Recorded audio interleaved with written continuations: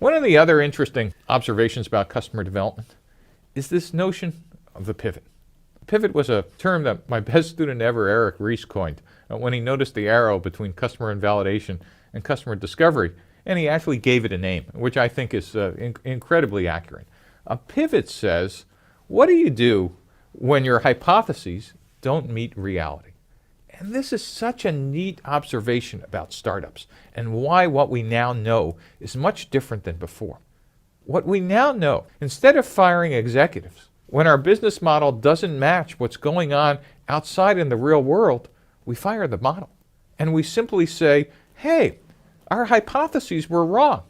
So because we've been building the product iteratively and incrementally and keeping our burn rate incredibly low, a pivot is a substantive change to one or more of the business model components. It just simply says, hey, this isn't our customer segment. Our customer segment is really here. Or, wait a minute, our revenue model shouldn't be freemium. We should be charging for it from day one. Or, wait a minute, we've been using the wrong distribution channel. We need a direct sales force. Or, gee, we have the wrong partners. By the way, an iteration is a minor change to one or more of the business model components.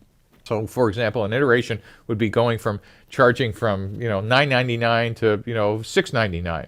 A pivot would be a change of, gee, our pricing is going from freemium to subscription. That's a substantive change. So the key idea here is a pivot allows you to get out and make changes. Remember, typically only the founders could do pivots, but is actually the heart of what makes customer development radically different than what's come before. The other thing to notice about pivots is that you want to keep them up at a constant speed and a constant tempo.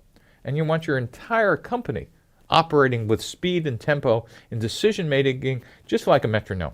Right? It's constant, it's consistent, and it's relentless.